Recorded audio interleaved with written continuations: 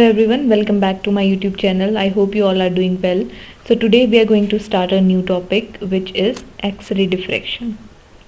So X-ray diffraction is basically a very powerful technique which is used by the chemists to determine the molecular structure.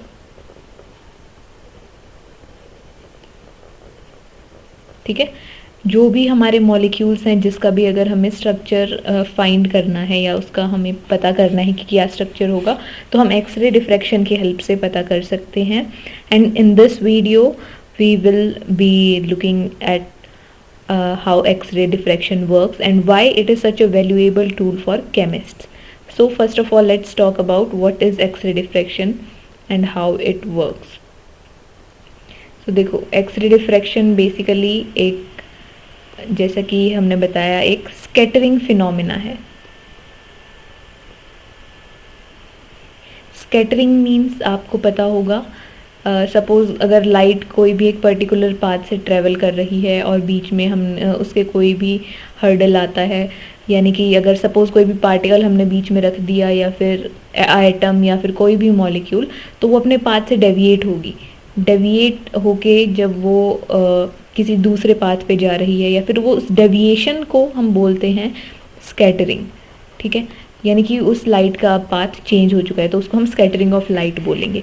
तो हम बोल रहे हैं कि जो एक्सरे डिफ्रैक्शन है वो एक तरह से स्कैटरिंग फिनोमिना है, जो कि कब होता है, जब हम एक्सरेज को, when X-rays are passed through crystal structure. अगर हम एक्सरेज को किसी एक पर्टिकुलर क्रिस्टल स्ट्रक्चर से पास करवाते हैं तो एक्सरेज वहाँ से स्कैटरिंग शो करेंगी और फिर हमारा जो डिटेक्टर होगा वहाँ से हमारे पास एक ग्राफ मिलता है. उसकी हेल्प से हम पता करते हैं कि जो स्ट्रक्चर होगा मॉलिक्यूल का वो क्या होगा. ठीक है, तो वो हम सब डिटेल में पढ़ेंगे इस वीडियो में. अब देखो, एक्सरेज को जब हमने पास करवाया क्रिस्टल स्ट्रक्चर से, तो बाय मेजरिंग द एंगल्स, कुछ एंगल्स मेजर करते हैं हम, जैसे कि सोर्स किस एंगल पे प्रेजेंट है, डिटेक्टर किस एंगल पे प्रेजेंट है, और जो इंटेंसिटी है एंड इंटेंसिटी ऑफ एक्सरेज या फिर इंटेंसिटीज ऑफ स्कैटर्ड एक्सरे बोलेंगे हम. जो स्कैटर हुई है हमारी एक्सरेज उसकी इंटेंसिटी क्या है, उनकी इन दोनों की हेल्प से हमें उस मॉलिक्यूल का स्ट्रक्चर पता करने में हेल्प मिलती है. ठीक है, अब पूरा हम देखते हैं एक बार. ये देखो, ये जो हमने फिगर शो की हुई है ये है एक्सरे डिफ्रैक्टोमीटर. ये जो है ये एक्सरे सोर्स है, एक्सरे सोर्स ये वाला, ये. ठीक है, अब यहाँ से सोर्स है यानी कि ये एक्सरे हमारी फॉल करवाएगा सैंपल पे. ये जो है ये है सैंपल होल्डर, ये वाला. ठीक है, यहाँ पर हम सैंपल रखेंगे, हमारा जो भी मॉलिक्यूल जिसका भी हमें स्ट्रक्चर पता करना है वो हम यहाँ पर रखेंगे. यहाँ ये जो एक्सरे सोर्स है, यहाँ से एक्सरेज फॉल करवाएंगे उस पर, और ये है हमारा डिटेक्टर यहाँ पर, ये वाला. तो ये डिटेक्टर है. इस डिटेक्टर की हेल्प से हमें पता चलेगा कि जो भी मॉलिक्यूल है उसका स्ट्रक्चर क्या होगा. अब देखो, ये एक्सरे सोर्स और जो ये डिटेक्टर है ये एक पर्टिकुलर एंगल पे प्रेजेंट होते हैं. ये अभी हम पढ़ेंगे इसके बारे में. तो ये जो भी मैंने अभी ये जो डायग्राम शो कर रखा है ये है हमारा एक्सरे डिफ्रैक्टोमीटर.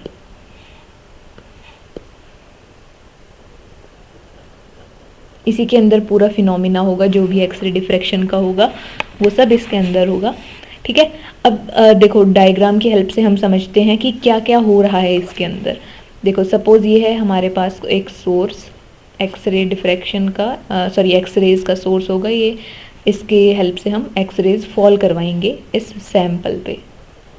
ठीक है, और ये है डिटेक्टर.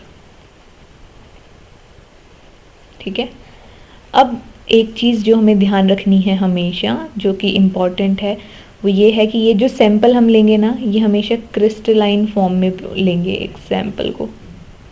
ये जो हमारा सैंपल होगा क्रिस्टलाइन फॉर्म में होगा.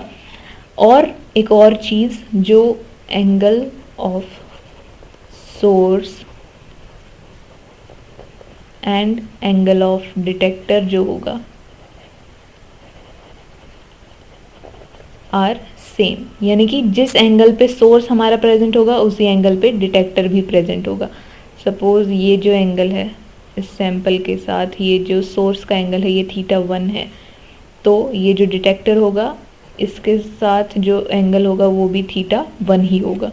ठीक है, अब देखो हमने सोर्स से एक्स रेज फॉल करवाई हैं, यहाँ से ये जो ग्रीन है ये एक्स रेज हैं।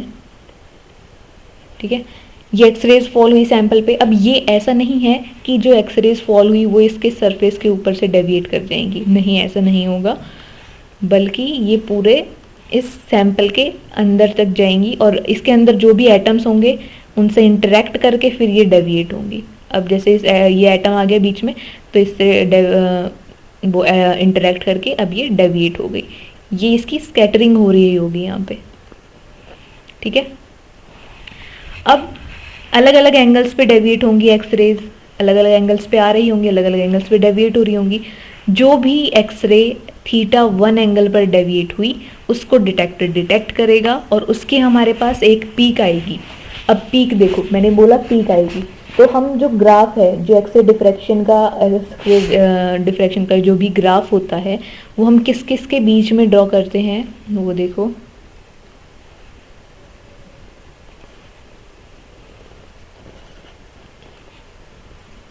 इंटेंसिटी आती है हमेशा वाई एक्सिस पे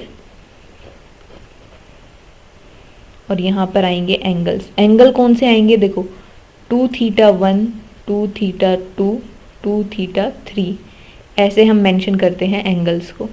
ठीक है, ये एंगल्स हमने 2θ क्यों लिया है, क्योंकि वैसे ये देखा जाता है कि जैसे सपोज θ1 पे सोर्स है और θ1 पे डिटेक्टर है तो इनका सम लेते हैं हम यहाँ पे, तो 2θ 2θ इसलिए लिखते हैं हम यहाँ पर, 2θ ही आता है वैसे यहाँ पे।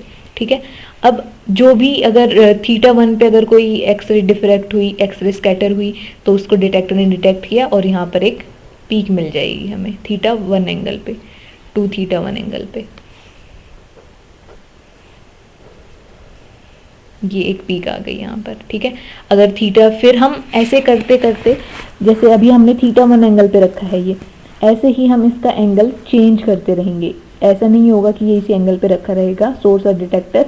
अब हम इस सोर्स का एंगल चेंज करेंगे। अब हमने सपोज यहाँ पर रख दिया, इस सोर्स को इस एंगल पे रख दिया और ये हमने अब θ2 एंगल ले लिया और डिटेक्टर को भी हमने θ2 एंगल पे रख दिया यहाँ पर।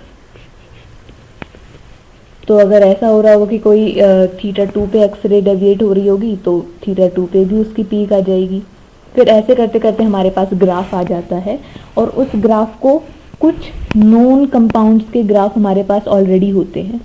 नोन कंपाउंड्स कैसे, जैसे सपोज NaCl है, NaCl का पता है हमें FCC स्ट्रक्चर होता है, हमने इसको पहले ही स्टडी करके और इसका ग्राफ हमने प्लॉट किया हुआ है। जो भी मतलब जो भी साइंटिस्ट्स होंगे उन्होंने ऑलरेडी इन ऐसे ही कुछ नॉन कंपाउंड्स का ग्राफ ऑलरेडी स्टडी करके सारे स्ट्रक्चर्स के साथ उनका ग्राफ ऑलरेडी प्लॉट किया हुआ है। तो जो भी हमारे पास अननोन कंपाउंड आएगा उनका हम नॉन कंपाउंड्स के साथ ग्राफ मैच करेंगे और हमें पता चल जाएगा ऐसे कि जो भी स्ट्रक्चर होगा वो क्या स्ट्रक्चर होगा, जो भी हमारे पास अननोन कंपाउंड है उसका स्ट्रक्चर कैसे आएगा।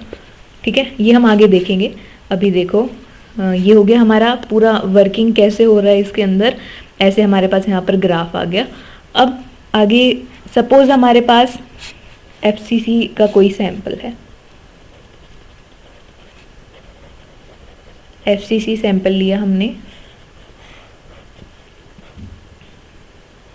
अब ये जो लाइट डेविएट हो रही है ये एटम्स के प्रेजेंस की वजह से ही तो डेविएट हो रही है ना। जो हमने मॉलिक्यूल लिया है उसमें जो एटम्स प्रेजेंट होंगे उसकी हेल्प से डेविएट हो रही है, मतलब उससे वो इंटरेक्ट करेगी और वहाँ से डेविएट होगी लाइट। तो अब जैसे FCC है उसका एटम्स जो हैं वो अलग अलग पोजीशन पे प्रेजेंट होंगे, BCC के एटम्स अलग पोजीशन पे प्रेजेंट होंगे। तो इस वजह से जो FCC है, BCC है, अलग अलग स्ट्रक्चर्स के लिए अलग अलग ग्राफ आता है हमारे पास। तो उसकी हेल्प से हम डिफरेंशिएट भी कर सकते हैं कि किसका स्ट्रक्चर FCC होगा और किसका स्ट्रक्चर BCC होगा। ये है हमारा सपोज FCC सैंपल और एफसीसी में एटम्स प्रेजेंट होते हैं कॉर्नर्स पे और फेस सेंटर्स पे। ये हो गए फेस सेंटर्स। ठीक है, अब देखो सपोज हमने ए बी सी डी ये प्लेन लिया। ए बी सी डी में एटम्स कहाँ कहाँ पे प्रेजेंट है? सिर्फ कॉर्नर्स पे प्रेजेंट है और फेस सेंटर्स पे भी प्रेजेंट है ना, इस फेस सेंटर पे भी प्रेजेंट है एटम। तो यानी कि हम यहाँ बोल सकते हैं कि 5 एटम्स हैं यहाँ पे ए बी सी डी इस प्लेन में। ठीक है, और अगर हम इसका कोई और ऐसे ले लें, सपोज अगर हम ये ले लें, हमने एक दूसरा प्लेन ले लिया जो इसके बिल्कुल बॉडी के मतलब ये जो भी हमारे पास एफसीसी का क्यूब है इसके बिल्कुल सेंटर से पास हो रहा है, DEFG इसका नाम दे दिया हमने। आपको ये पता है अब कि इसके बॉडी सेंटर पे कोई भी एटम प्रेजेंट नहीं है, ना ही इसके एजेस के सेंटर पे प्रेजेंट है। तो जो हमने ये DEFG ग्राफ लिया है,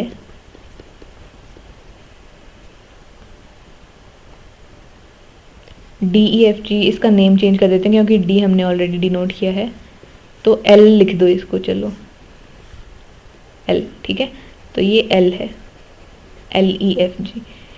तो अब देखो यहाँ पर अगर हम ले और इसका अगर हम ग्राफ ड्रॉ करने चलें तो इसमें तो जो भी मतलब एटम्स ही प्रेजेंट नहीं है यहाँ पर, तो कोई एटम्स हैं ही नहीं, नो एटम्स।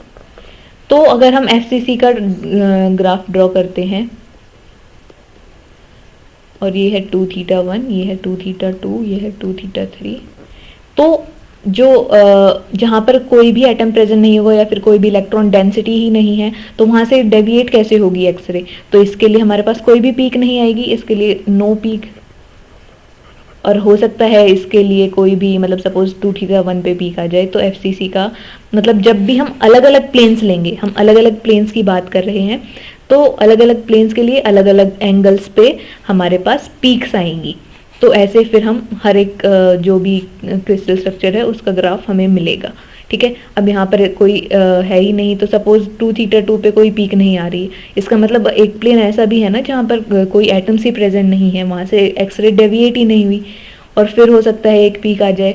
तो ये अभी हमें नहीं पता कि कौन से एंगल पे कौन सी पीक आएगी, लेकिन मेन जो बात है यहाँ पर वो क्या है कि जहाँ एटम्स की इलेक्ट्रॉन डेंसिटी ज़्यादा होगी वहाँ डेविएशन भी ज़्यादा होगा और वहाँ पे हमें पीक्स मिलेंगी। जहाँ पर इलेक्ट्रॉन डेंसिटी है ही नहीं, एटम्स प्रेजेंट ही नहीं है, वहाँ पर हमें कोई पीक नहीं मिलेगी। ठीक है, अब नेक्स्ट चीज़, एक और चीज़ यहाँ पर देखने की है। देखो आपने मिलर इंडिसेस के बारे में सुना होगा, ये आपको पता है कि आप मिलर इंडिसेस आपने फाइंड भी की होंगी। मिलर इंडिसेस कोई भी प्लेन होता है उसकी हमें मिलर इंडिसेस फाइंड करनी होती है। तो सपोज बीसीसी स्ट्रक्चर है हमारे पास। ठीक है, बीसीसी स्ट्रक्चर में देखो क्या होता है, कहाँ कहाँ पे एटम्स प्रेजेंट होते हैं? कॉर्नर्स पे प्रेजेंट होंगे और एक बॉडी सेंटर पे प्रेजेंट होगा, ये बॉडी सेंटर वाला हो गया। ठीक है, अब मिलर इंडिसेस आप फाइंड तो कर लेते हो, लेकिन आपने कभी ऐसा सोचा कि हम क्यों मतलब प्लेन्स को नेम दे रहे हैं, क्यों हमें ये पता करना है कि इस प्लेन का नाम क्या होगा, इस प्लेन का क्या मिलर इंडिसेस होगी, है ना? तो वो हम एक्सरे डिफ्रैक्शन में हेल्पफुल होता है वो हमारे लिए, तो वो हम अभी देखेंगे कि कैसे हेल्पफुल होगा। सपोज हमने ये वाला प्लेन लिया ABCD,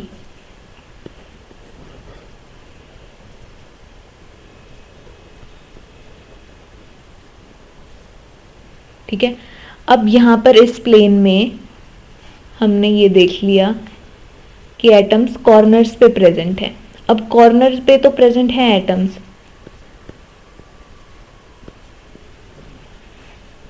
अब हमने एक दूसरा प्लेन ले लिया बिल्कुल मिडल से जो पास हो रहा है, यानी कि जिसमें बॉडी सेंटर वाले एटम को हमने इंक्लूड किया। ठीक है, इसका नाम दिया हमने LMNO। ठीक है, ये वाला ले लिया LMNO। ठीक है, अब यहाँ पर सिर्फ बॉडी मतलब इसके सेंटर पे प्रेजेंट होगा एक एटम और कॉर्नर्स पे कोई एटम प्रेजेंट नहीं होगा इस प्लेन के।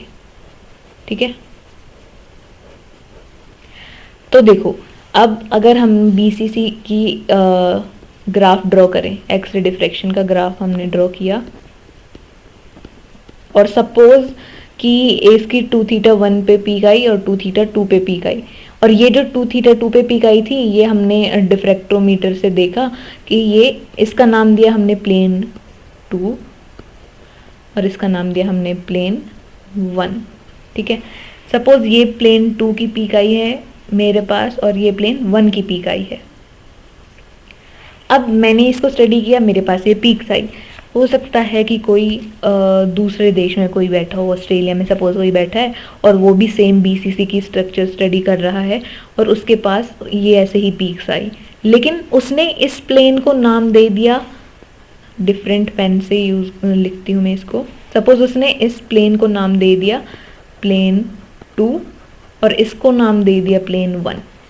ठीक है, तो पीक्स तो उसके लिए भी 2 थीटा 1 और 2 थीटा 2 पे ही आएंगी, लेकिन वो कह रहा होगा कि ये वाली जो पीक है ये प्लेन 2 की है और ये वाली जो पीक है ये प्लेन 1 की है।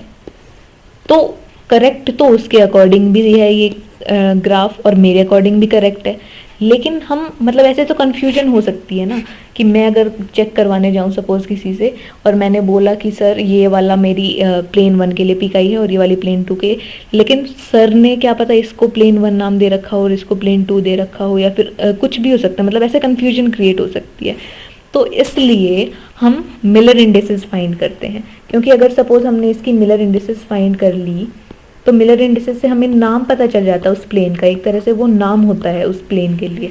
तो सपोज इस प्लेन के लिए 101 है मिलर इंडिसेस, ये हम एग्जाम्पल ले रहे हैं, और इस प्लेन के लिए 001 है। तो मैं ये बोलूँगी कि सर प्लेन 101 के लिए ये वाली है पीक 101 के लिए, और प्लेन 001 के लिए देखो 001 के लिए ये वाली पीक आएगी। तो मैं भी यही बोलूँगी और सर भी यही बोलेंगे कि 001 के लिए ये वाली है और 101 के लिए ये वाली है। तो ये हम बोल सकते हैं एक तरह से यूज़ है, यूज़ ऑफ मिलर इंडिसेस। ठीक है, क्यों यूज़ कर रहे हैं हम उसको, ताकि ऐसी कोई कन्फ्यूजन क्रिएट ना हो एक्सरे डिफ्रैक्शन में कि हम किसी प्लेन के लिए कोई पीक अगर लगा रहे हैं तो हमें उस प्लेन का डेफिनेट नेम पता हो कि इस मिलर इंडिसेस, ये मिलर इंडिसेस है इस प्लेन की और इस प्लेन के लिए ये वाली पीक आ रही है। ठीक है, तो ये हो गया यूज़ ऑफ मिलर इंडिसेस। ठीक है, अब लास्ट पॉइंट कि हम कैसे पता करेंगे कि जो भी हमारे पास अननोन कंपाउंड है उसका स्ट्रक्चर क्या है। सपोज NaCl है, NaCl का FCC स्ट्रक्चर है हमें पता है। अब ये सब साइंटिस्ट्स ने पहले ही प्रूव करके अच्छे से डिफ्रैक्टरोमीटर में ग्राफ्स लेके ऑलरेडी ग्राफ्स लिए हुए हैं, मतलब उनके पास ऑलरेडी हैं पूरे, हमारे पास लाइब्रेरीज होती हैं जिनमें ये ग्राफ्स होते हैं। तो ये इंटेंसिटी यहाँ पर 2 थीटा 1,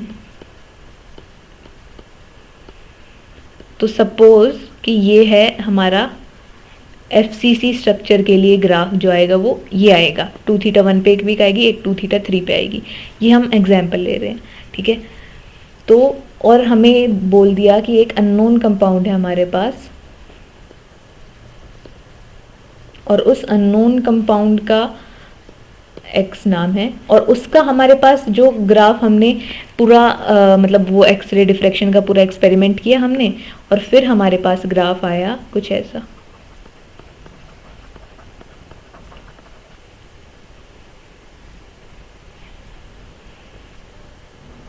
एक यहाँ पर पीक आई और एक यहाँ पर पीक आई, यानी कि सेम FCC स्ट्रक्चर वाला आ गया। तो हम इनको फिर जो भी हमारे पास अननोन कंपाउंड्स होते हैं उनके ग्राफ्स को हम मैच करते हैं नोन कंपाउंड्स वाले ग्राफ के साथ, और फिर हमें पता चल जाता है कि जो भी अननोन कंपाउंड है उसका स्ट्रक्चर क्या होगा। ठीक है, तो यहाँ से पता चल गया हमें कि FCC स्ट्रक्चर होगा। अब ऐसे जैसे हमने NaCl का लिया, ऐसे ही जैसे CHCl का होता है, CHCl का FCC स्ट्रक्चर होता है, तो उसका भी हमारे पास ग्राफ ऑलरेडी नोन होता है कि उसका ग्राफ कैसे आएगा।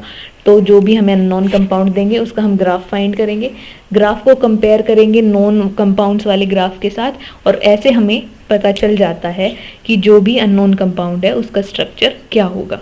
ठीक है, तो ये हम जो एक्सरे डिफ्रैक्शन है उसको हम ऐसे यूज़ कर सकते हैं to find the structure, molecular structure of unknown compound या फिर unknown molecule.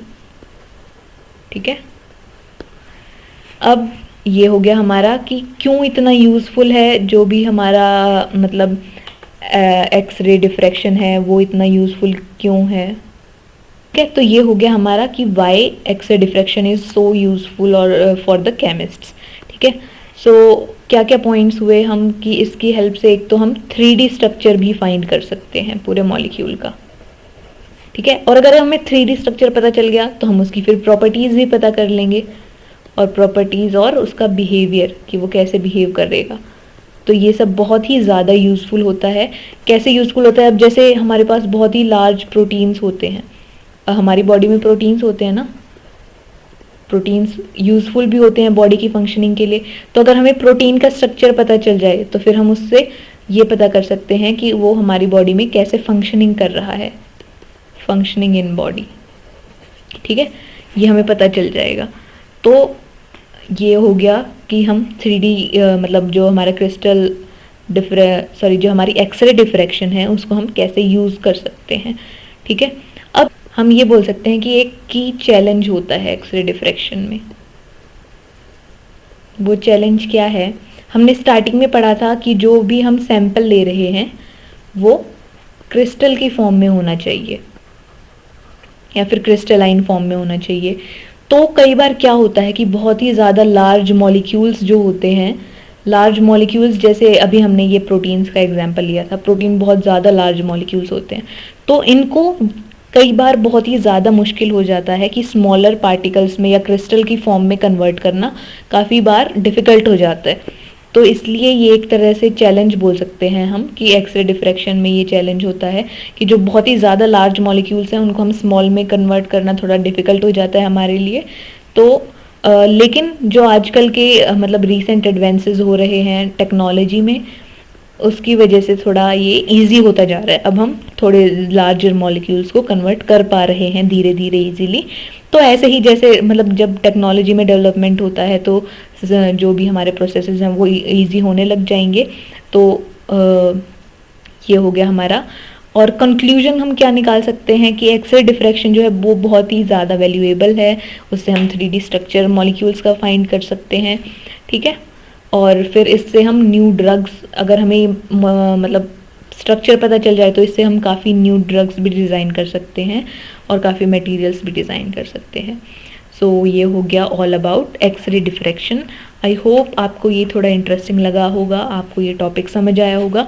If you have like the video, please hit the like button and do subscribe to my channel. Also like, share and hit the bell icon. If you have any doubt, you can comment down in the comment box. Thank you for watching the video.